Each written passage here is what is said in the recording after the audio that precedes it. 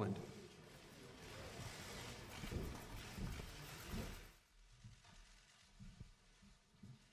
Thank you very much. Please sit down.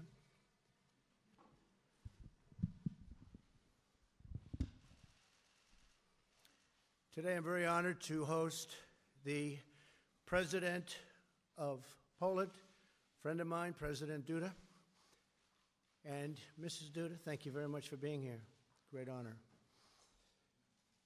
It's lovely to have you at the White House. We spent some time in the Oval Office, and we accomplished a lot. Melania and I are deeply grateful for the incredible welcome the President and Mrs. Duda gave us in Warsaw, Poland. Last year was a very exceptional day, extraordinary. It's wonderful to have them both with us in Washington today. Thank you very much, Mr. President. During my visit last summer, I had the privilege to stand before the monument to the Warsaw Uprising and address the people of Poland about our shared commitment to defending our heritage and our civilization. It was an experience I will always treasure and I will never, ever forget. Not far from where we stand today, another monument in another square, the statue of General Kosciuszko in Lafayette Park reminds us that the bonds between our people go all the way back to America's Revolutionary War. This year, the United States and Poland are celebrating 100 years of Poland regaining its independence and nearly 100 years of U.S.-Polish diplomatic ties. It's a long time. I'm thrilled to say that the alliance between our nations has never been stronger, with you and I at the helm. Do you agree with that? Thank you, Mr. President. Glad he said yes. In our discussions this afternoon, President Duda and I agreed to bolster our robust defense ties. We will enhance cooperation in military relations, intelligence, missile defense, technology, and training. I'm proud to report that Poland has recently purchased a state-of-the-art Patriot missile system, which is a great system. We make the greatest military equipment by far anywhere in the world, and it's made right here in the USA. We are grateful for Poland's leadership on defense spending and burden sharing in NATO. I want to commend Poland for meeting its NATO defense spending obligations, and I'm glad that it plans to increase spending beyond the 2% minimum obligation. Thank you very much for that.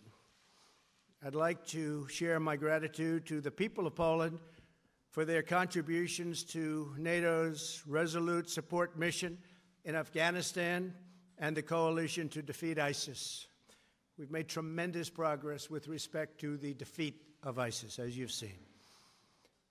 We also understand that you can't have national security without border security. Both Poland and the United States understand that strong nations must have very strong borders.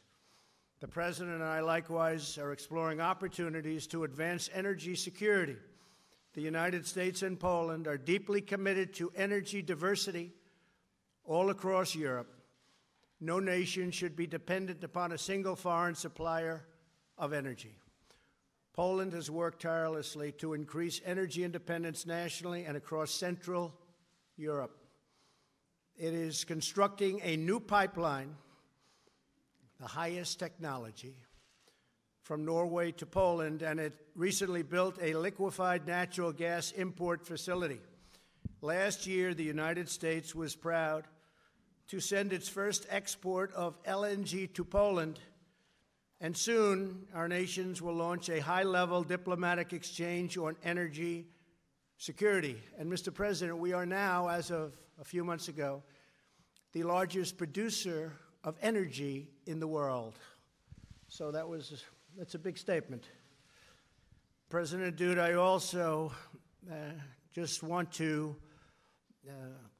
talk to you about the 3Cs Summit, where Central European leaders were working hard to increase energy market access, reduce energy trade barriers, which is something we have to get done with respect to the European Union. The trade barriers, they make it very difficult for the United States. and to strengthen energy independence. The United States firmly supports these goals, and we are eager to expand commercial ties all across the region of Europe. In our meeting today, the President and I discussed our bilateral economic relationship at length. Poland has experienced more than a quarter of a century of uninterrupted economic growth, which is a very big statement. Very few can say that. And we look forward to further enhancing trade, investment, and commerce between our two great nations. My administration is committed to realizing a future of prosperity and opportunity for all Americans. This month, we celebrated the highest employment level in U.S. history. We are right now employing more people. We have more workers in the United States than at any time ever in U.S. history. I look forward to partnering with President Duda as we grow our economies together. Mr. President, thank you for joining me today. Poland has chosen its place among the free and independent nations of the world, and is a loyal ally and strategic partner of the United States, and we greatly appreciate that. We welcome the next 100 years of friendship between our two nations. Mr. President, thank you very much. Thank you.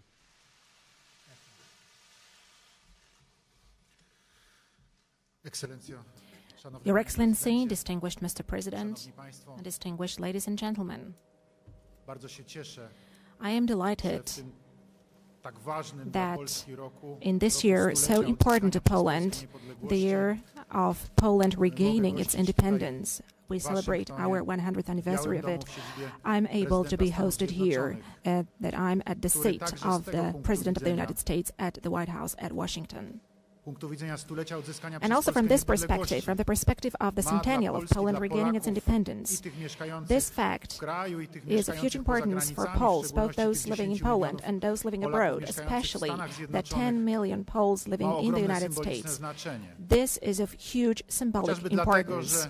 One reason for that is that the matter of Polish independence was one of the important points of the policy of the U.S. President Wilson. It was precisely President Wilson, before 1918, he was the one who put Polish independence on his agenda, on the agenda of his policy. That happened, among others, thanks to a great Polish politician, a composer and musician, Ignacy Jan Paderewski. But it is a fact that Poles experienced back then a lot of good from the United States and from the President of the United States, because there are no other words to describe the fact that that great state indicated to Poland and defined Poland as the country who should be reinstated back on the map of Europe and on the map of the world. And it was reinstated on that map 100 years ago in 1918. And I'm absolutely delighted that today, as Polish President, I can be here at Washington, sit at the same table with the President of the United States and sign an agreement which is deepening our strategic partnership and which is renewing that strategic partnership. I'm talking here about the agreement on the strategic partnership. Such agreement was signed in 2008 between two our countries. Back then it was signed by the ministers of foreign affairs, and today this renewed version, the version which has been updated because a lot has changed over the 10 years, this renewed version of the strategic partnership was signed personally by myself and President Donald Trump, and I would like to express my deep gratitude to you, Mr. President, for that fact. This agreement indicates the most important aspects of our cooperation and our friendship. It also sets new paths for the future.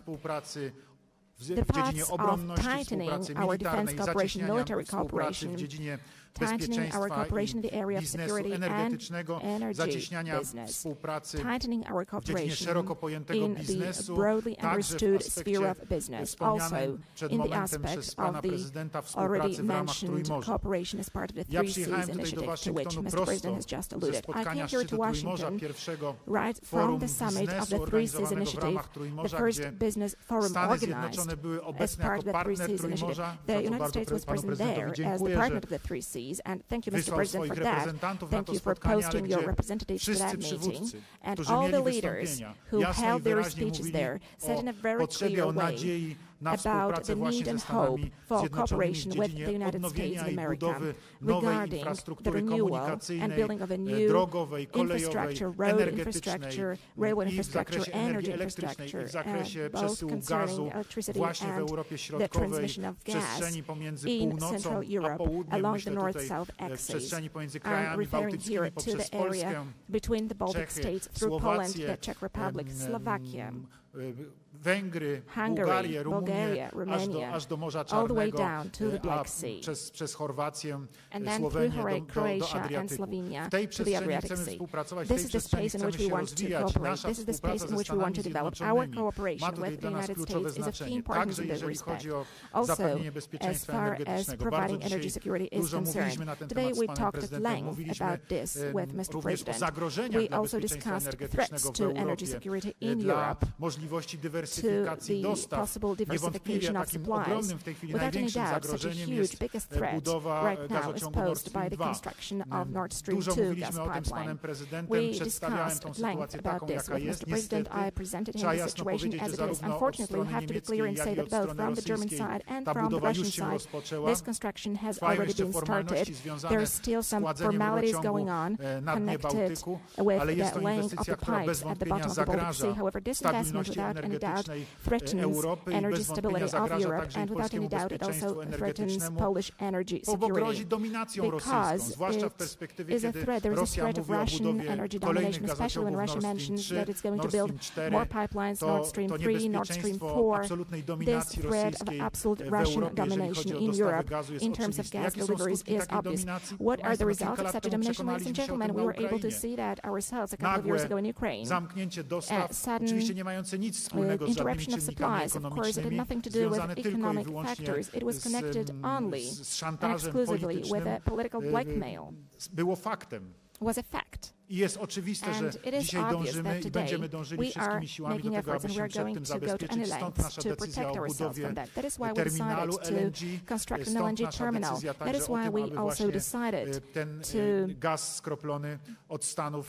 receive the LNG gas from the United States. I'm really glad that we have concluded such contracts. I'm glad that American companies are right now delivering LNG to Poland. And this precisely is a very important element of diversification of gas supplies to our country. And I firmly believe that thanks to the LNG gas terminal, thanks to expanding its capacities as far as the annual quantities of gas are concerned, we are not only going to realize and safeguard our own energy needs, but I also hope that we'll be able to transmit gas further to our neighbors through the development of the Three Seas Initiative area, through the construction of interconnectors. These issues were already well raised by us today during our talks with Mr. President. And last but not least, opening up to business. We would like to invite American business to Poland. There are better and better investment possibilities. Poland is experiencing a very dynamic growth. Of course, there are companies from the United States which have been present in the Polish market for many, many years, like General Electric, which right now is implementing a huge investment concerning energy sector in Poland, conventional energy, such as construction of the Ostrołęka 2, a plant that is a huge contract amounting to almost $2 billion. These are the huge projects which are all being realized in Poland. But we want to invite to Poland all business people, those who have got huge economic projects here and who have got huge possibilities of investment. But we would also like to invite the smaller ones. Poland is a big European country. I believe it is an interesting partner where the United States and the U.S. business is very much welcome, and I want to assure you, ladies and gentlemen, about that. There is also a perspective of developing your activity through Poland to include the Three Seas countries, and this is something that we have been working on as a part of the Three Seas initiative. We want to ensure also the communication possibilities, and we also want to increase the opportunities for economic cooperation. We want also partnerzy biznesowi ze Stanów Zjednoczonych. Będzie bardzo wiele inwestycji komunikacyjnych realizowanych w naszej części Europy. Zapraszamy firmy amerykańskie, bo wierzę w to, że to jest możliwość robienia wspólnych interesów. I, proszę Państwa, wszystko to, rzecz jasna, jest związane także z kwestią bezpieczeństwa militarnego. Cieszę się ogromnie z obecności Armii Stanów Zjednoczonych na polskim terytorium.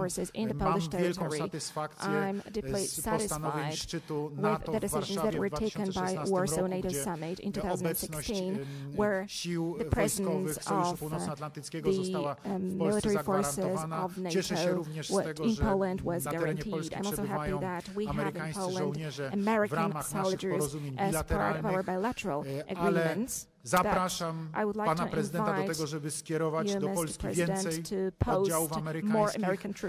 Uważamy, że obecność Stanów Zjednoczonych gwarantuje bezpieczeństwo w naszej części Europy. Sami chcemy czynić kolejne inwestycje, jeżeli chodzi o modernizację polskiej armii. Pan prezydent wspominał o realizacji tak zwanego systemu obrony powietrznej Wisła, czyli zakupie rakiet Patriot, systemu Patriot. Realizujemy tą największą inwestycję militarną do tej pory, jeżeli chodzi o polską armię w ciągu ostatnich 30 lat. Chcemy realizować kolejne zakupy sprzętu. Chcemy także współpracować w zakresie badań i rozwoju, jeżeli chodzi o technikę wojskową. Jestem przekonany, że ta współpraca pomiędzy Polską a Stanami Zjednoczonymi będzie się dobrze układała. Mam nadzieję, że pan prezydent podejmie decyzję o skierowaniu do Polski kolejnych jednostek amerykańskich wraz z wyposażeniem. Proszę Państwa, uśmiechałem się do pana prezydenta, że chciałbym, żeby udało nam się wspólnie stworzyć bazę amerykańską stałą, którą nazwiemy Fort Trump w Polsce. Wierzę w to głęboko, że jest to możliwe i jestem przekonany, że taka decyzja jest zarówno w polskim interesie, jak i w interesie Stanów Zjednoczonych. Polska jest krajem atrakcyjnym, a przede wszystkim ma bardzo ważne strategiczne położenie w Europie. Jestem przekonany, że dla interesów Stanów Zjednoczonych, także związanych z bezpieczeństwem samych United States, also pertaining to the security of the United States itself, the presence of the U.S. armed forces in our country is important also to protect American interests. Mr. President, once again, thank you very much for this meeting. Thank you once again for this joint declaration that we're able to sign today. Thank you for also adding this new splendor to the centennial of Poland regaining its independence and also to the 10th anniversary of our strategic partnership. Thank you very much. Thank you. A tremendous amount of LNG will be exported to Poland. We're giving them a pretty good price, but they're buying a lot of it, and that's going to be great.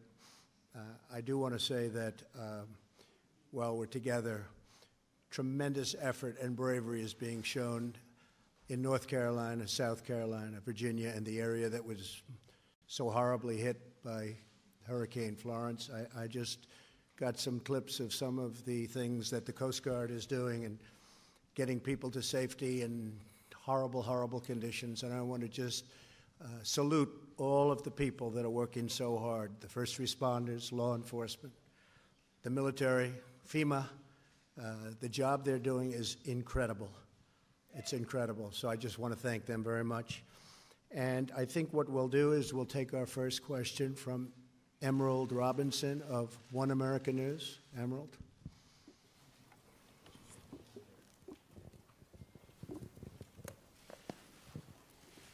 Thank you, Mr. President. So, news today of a Russian plane shot down over Syria. Russia is assigning the blame to Israel, even though it was accidentally shot down by Syrian forces. Clearly, things are heating up. There's concerns by many Americans, most Americans, that we might be involved in a war in Syria soon. You had hoped to bring troops home, but clearly things are changing. What do you tell American people today about a possibility of war in Syria? Well, I just heard about the incident you have mentioned, Emerald, and it sounds to me, and it seems to me, just like based on a review of the facts, that Syria shot down a Russian plane. And I understand about 14 people were killed, at least. And that's a very sad thing, but that's what happens. But Syria, according to early reports, that's subject to change, but that Syria shot down a Russian plane. So that's not a good situation. We have done a tremendous job in Syria and in that region eradicating ISIS, which is why we're there. And we're very close to being finished with that job. And then we're going to make a determination as to what we're going to do. But we have eradicated ISIS in a very large area of the Middle East. These are people that will not be coming here because they're not around any longer. So we've done, in a very short period of time, our Vice President is here, Mike Pence, our great Secretary of State, who really, thank you very much for the great job you're doing, Mike Pompeo. And we've been working very hard on this, and they've done an incredible job over there, but we'll make a decision fairly quickly. Thank you very much. Would you have a question for the President? Certainly. Thank you, President Duda. Clearly, you said you asked President Trump if he would consider a permanent base in Poland, and of course that also relates to Russia. What would you say, how did the President respond to your position to have a permanent base from America in Poland? And then also, do you currently have concerns over the U.S.-Russia relationship? Oczywiście. Well, of course, I told Mr. President about all the aspects connected with the permanent presence of the U.S. Armed Forces in Poland. But first and foremost, I assured Mr. President of one thing. First and foremost, ladies and gentlemen, we cannot say that if there are permanent bases of the U.S. Armed Forces in Poland, we will see a deterioration of security, because that will lead to an increased Russian activity and an increased militarization of this part of Europe by Russia. I want to say it clearly, ladies and gentlemen, a very strong militarization of, for instance, Kaliningrad Oblast has taken place for more than 10 years now. It is the reality that we live in today. As far as an aggressive Russian behavior is concerned, as far as increased military activity is concerned, including increasing of the militarization, Russia has been conducting such activities in a systematic way. And for the first time, we're able to see that in a materialized way in Georgia in 2008, when the then President of Poland, Professor Lech Kaczynski, took other European leaders, and they went to Tbilisi to stop Russian tanks which were about to attack the capital of Georgia. And from that moment, that military expansion has been developing. It's another leg was the attack on Ukraine. And today, we can see an illegal annexation of Crimea. Today, we are witnessing constant violation of international law in the Lugansk and Donetsk oblasts. So these are today political and military facts of Europe. And the presence of the United States is only providing a guarantee of security and a possibility to defend. Because let me reiterate again, it is only about the guarantee of security and defense of our part of Europe, that is the free world. This is the most crucial issue right now from our perspective, from the perspective of Central and Eastern European countries. And we are speaking in one voice in this one, generally. That is why we wanted to ensure the presence of the United States Armed Forces, and also we wanted to have the presence of NATO forces in our part of Europe as well. Of course, Mr. President and his staff, his advisors, and also the Pentagon staff have to consider all these issues, but there is a whole range of arguments which are in favor of the fact that the presence of the U.S. Armed Forces in this area is absolutely justified today. That is due to the protection of the interests of the United States as well. So I'm absolutely convinced of this one, because today, unfortunately, we are seeing international law being violated. Today, we are seeing aggressive behaviors, and I'm convinced that there is no more effective method of preventing a war than a decisive stance, demonstrating that we are ready any moment to repel a possible attack. And a presence also means deterrence. At the same time, I'm convinced that when we have a strong military presence in this part of Europe where there is a potential threat, then there will be no war happening ever. And I think it should be pointed out that the President also said, and he said it publicly, that he would pay the United States, meaning Poland would be paying billions of dollars for a base. And we're looking at that more and more from the standpoint of defending really wealthy countries and not being reimbursed, paid. It's one thing when we defend countries that can't defend themselves, and they're great people and we should help them. we don't expect anything for that. But when we're defending immensely wealthy countries and they're not paying for the defense to the United States, they're only taking advantage of us. And we are in discussions with numerous countries, all of whom you know, about payment. And we get along with them very well, but it's not fair. That includes NATO. As you know, I got $44 billion additional last year, where they paid an additional. You can speak to Secretary General Stoltenberg, who's the head of NATO, and he said he's never seen anything like it. And this year we did even better. But when a country is very wealthy, and when the United States has been protecting them for many years at tremendous cost like nobody in this room would believe, it's time that they help with, we call it burden sharing, and they will do that. But the president offered us much more than $2 billion to do this, and so we're looking at it. We're looking at it from the standpoint of, number one, military protection for both countries, and also cost, a term you don't hear too often, and you haven't heard too often over the last 25 years, but that's the way it has to be. Thank you very much. Would you like to have a question, please?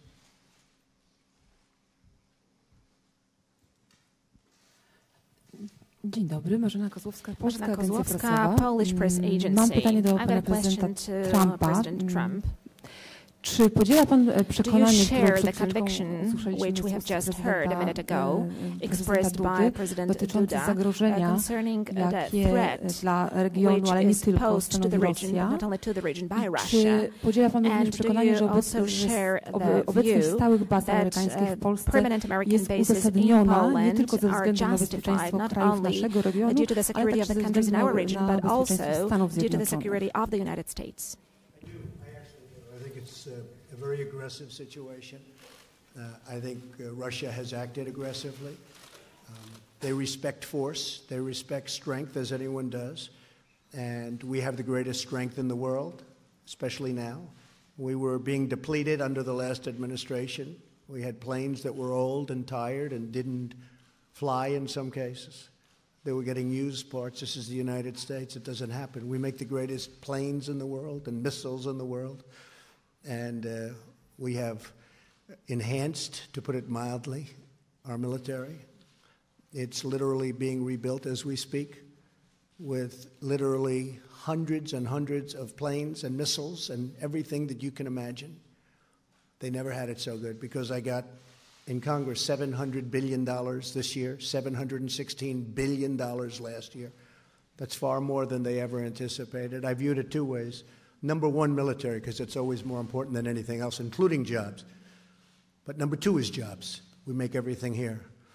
So it's hundreds of thousands of jobs to make for us the best military in the world. And Russia respects that. They respect that. So I am with the president. I feel that he's right. And I feel that, look, you look at the history of Poland and Russia, that's a long and very complicated history. So certainly he has a right to feel that way. Okay? A do pana prezydenta Dudy mam pytanie, czy po tym spotkaniu dzisiaj w Białym Domu ma pan poczucie, że prawdopodobieństwo, że polskie oczekiwania dotyczące stałej obecności amerykańskiej w naszym kraju są bliższe realizacji, staną się faktem? I do. Proszę Państwa, odbyliśmy dzisiaj z Panem Prezydentem today myself and Mr. President had a później a z tete-a-tete naszymi meeting, a współpracownikami private meeting, and then we naprawdę met długie rozmowy, also with our bardzo staff. szczere. We had long conversations, very powiedziałbym, że honest momentami bardzo discussions, mocne, and very strong jeżeli at certain chodzi o, points as well, diagnozę in terms of sytuacji w diagnosis obszarze of that bezpieczeństwa situation in militarnego the i area of bezpieczeństwa military security energetycznego. and energy security Jestem alike. And I przekonany, am convinced że that wyciągniemy wszyscy z all tych of us dyskusji odpowiednie are going wnioski, to bo draw tak jak mówię, appropriate zostały conclusions from przedstawione these stanowiska discussions, obydwu because as I stron said, both sides w presented their wielu, positions absolutnie wielu in elementach zbieżne, many, jeżeli absolutely chodzi o many ocenę elements. istniejącej They are sytuacji, o concurrent to, jakie as far as the assessment of trzeba the przedsięwziąć situation currently kroki, is, żeby what kind of zabezpieczyć steps need to i be taken in kwestie order to bezpieczeństwa protect i both kwestie the interesów, czyli issue te of kwestie security and the issue of biznesowe. interests. Jestem These are przekonany, business-related issues. I że am convinced that zobaczycie Państwo efekty ladies and gentlemen, you are going to see the dzisiejszych results spotkań of i both tej our meetings deklaracji, today którą and z of panem the prezydentem declaration podpisaliśmy, that we have jak na signed together with przestrzeni Mr. President. najbliższych lat, bo to są długotrwałe Of course, we procesy, are talking about long-term będzie processes, to so I'm sure wypełniane that you are going treścią to see w how postaci this is going to be konkretnych filled faktów, with które będą się content. pojawiały You will see na concrete mapach facts that will i appear w on the zawieranych maps porozumieniach, and also kolejnych in umowach i zakupach. agreements and in purchases that are going to be realized. Thank you very much. John Decker of Fox, please. Thank you, Mr. President. Two questions for you, one on Judge Kavanaugh and also one on trade. On Judge Kavanaugh, yesterday you said, we want to go through a full process. You said, we want to make sure everything is perfect, everything is just right. To that end, what would be the problem with the FBI reopening their background investigation into Judge Kavanaugh? Would you support such a thing? It wouldn't bother me other than the FBI, John, said that they really don't do that. That's not what they do. And now they have done supposedly 6 background checks over the years as Judge Kavanaugh has gone beautifully up a ladder. He's an incredible individual, great intellect, great judge, impeccable history in every way, in every way. I feel so badly for him that he's going through this, to be honest with you. I feel so badly for him. This is not a man that deserves this. This should have been brought to the fore. It should have been brought up long ago. And that's what you have hearings for. You don't wait till the hearing is over and then all of a sudden bring it up. When Senator Feinstein sat with Judge Kavanaugh for a long period of time, a long, long meeting, she had this letter. Why didn't she bring it up? Why didn't she bring it up then? Why didn't the Democrats bring it up then? Because they obstruct and because they resist. That's the name of their campaign against me. They just resist and they just obstruct. And frankly, I think they're lousy on policy, and in many ways they're lousy politicians, but they're very good on obstruction. And it's a shame because this is a great gentleman. With all of that, I feel that the Republicans, and I can speak for myself, we should go through a process because there shouldn't even be a little doubt. There shouldn't be a doubt. Again, they knew what they were doing. They should have done this a long time ago, 3 months ago, not now. But they did it now. So I don't want to play into their hands. Hopefully, the woman will come forward, state her case. He will state his case before representatives of the United States Senate, and then they will vote. They will look at his career. They will look at what she had to say from 36 years ago, and we will see what happens. But I just think he is at a level that we rarely see, not only in government, anywhere in life. And honestly, I feel terribly for him, for his wife, who is an incredible, lovely woman, and for his beautiful young daughters. I feel terribly for them. On trade, Mr. President, you announced new trade tariffs against China. Trade tariffs are a very important part of your economic and trade policy. In your first year in office, the U.S. trade deficit increased by 12%. And last month, we saw the trade deficit increase to, I believe it was $72 billion. So my question to you is your trade tariffs policy working? Well, we just started. We didn't do anything with respect to China because we wanted to have the benefit of China having to do with North Korea. And they have been helpful. I hope they're still helpful. There's a question about that. But it got to a point where the numbers were too big. This should have been done for the last 20 years.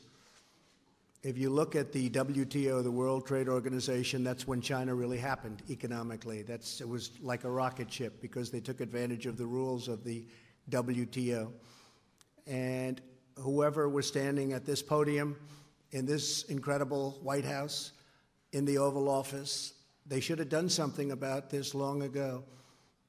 Over the last number of years, China has taken out of this country $500 billion and more. A year. $500 billion. That would go a long way for Poland, wouldn't it? You could rebuild your whole country. And that's what China did. They rebuilt their country with tremendous amounts of money pouring out of the United States. And I've changed that around. And if you look at what's going on, our market is going up like a rocket ship. I don't want their market to go down, but their market is down 32% in 3 months because we can't let them do any more what they've done. And I watch trade deficits because to me deficits are very important. They're not everything, and they're not exact. Sometimes you can have a deficit, and that's not such a bad thing. But when you have $375 billion in trade deficits, and then many billions of dollars in other liabilities of all different types, you have to do something about it. We are the piggy bank to the world. We've been ripped off by China. We've been ripped off by, excuse me, Mr. President, the European Union, of which you're a part of. We've been ripped off by everybody. And I want to protect the American worker, the American farmer, the ranchers, the companies.